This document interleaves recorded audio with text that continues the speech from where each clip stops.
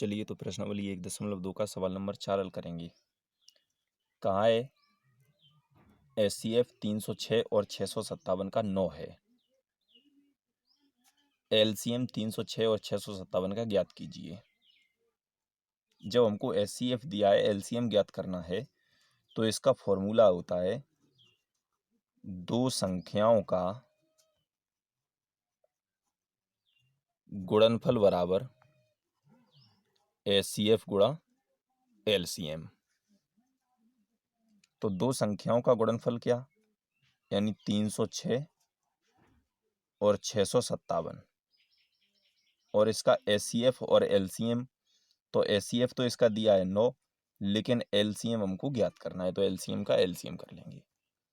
तो 306 और 657 का जब हम आपस में गुणा करेंगे तो आएगा 2,01,042 बराबर में 9 गुणा LCM। तो जब LCM ज्ञात करेंगे तो 9 को हमें पक्षांतर करना पड़ेगा, और जब 9 को जब इधर साइड लाएंगे तो इधर गुणा के हैं और इधर पहुंचेंगे तो किसके हो जाएंगे, भाग के। तो 2,01,042 भाग में हो जाएगा 9 बराबर में LCM।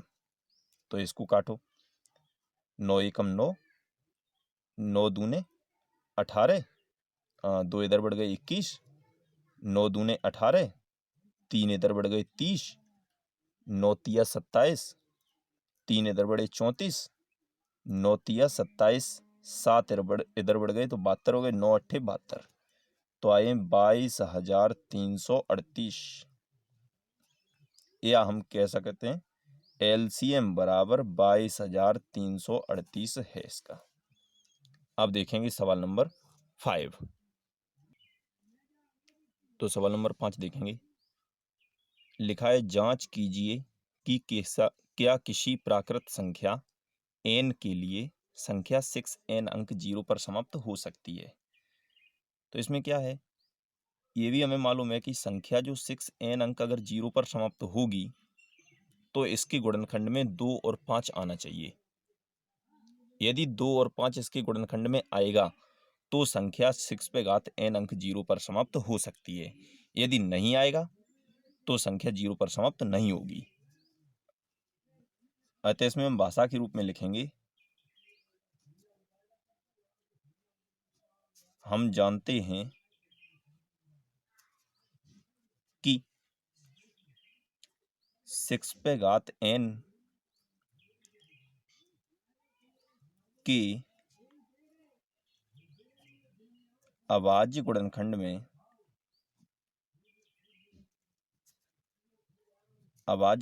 में 2 गुणा 3 आता है। अतः कोई भी संख्या अंक 0 पर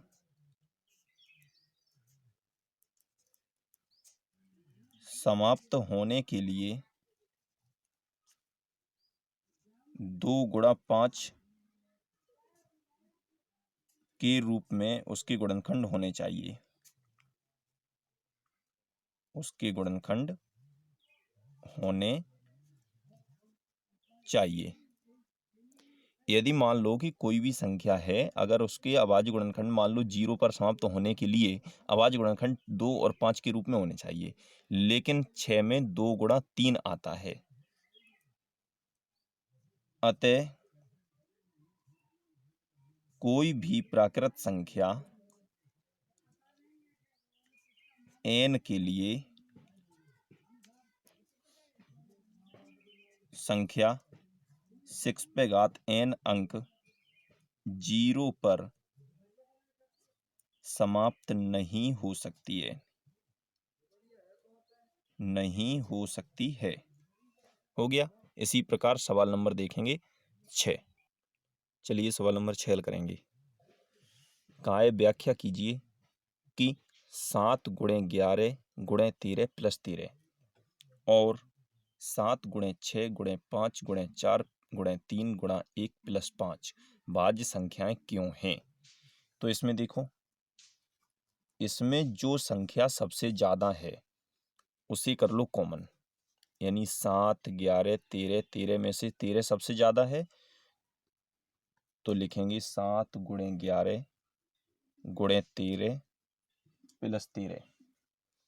तो 13 जो संख्या है इसको हम कॉमन करेंगे तो 13 बाहर आएगा, तो 7 गुणे 11 गुणा में 1 बचेगा क्योंकि 13 बाहर चले गए, और प्लस में बचेगा यहाँ पे 1 क्योंकि 13 इसके भी बाहर हैं।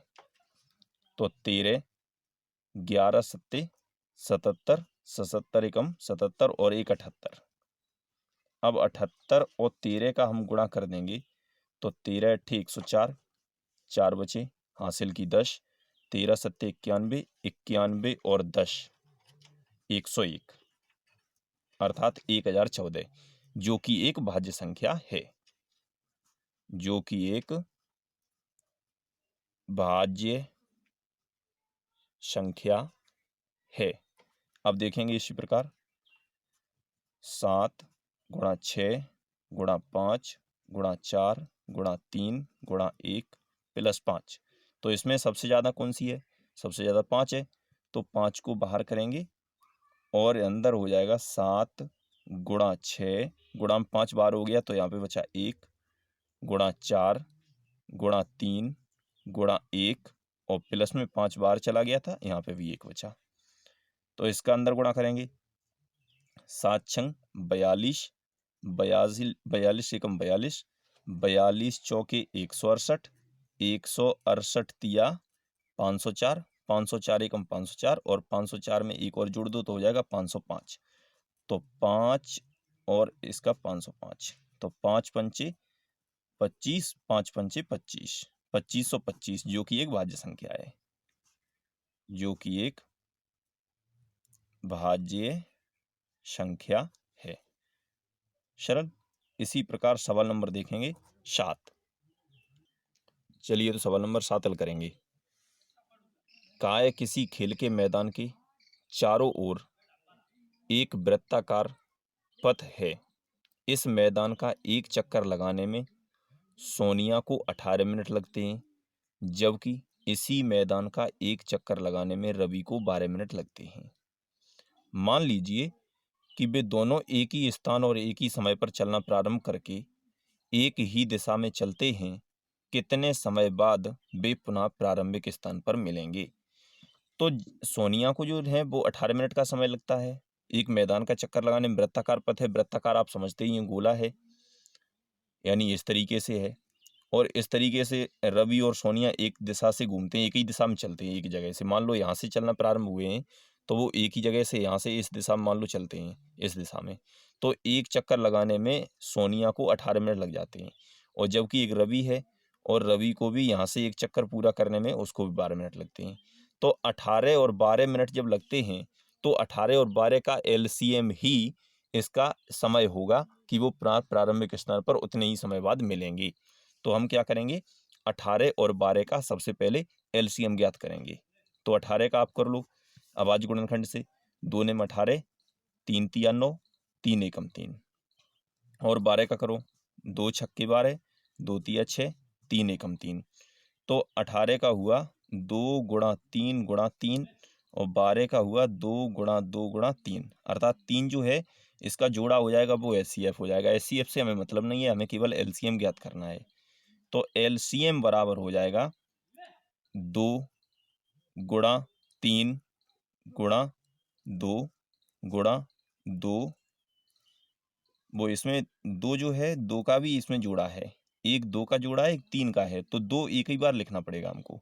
2 एक बार है ये, और ये 3, और फिर एक बार ये 3, एक बार ये 2, 2 तिया 6, 6 तिया 18, 18 दूने 36।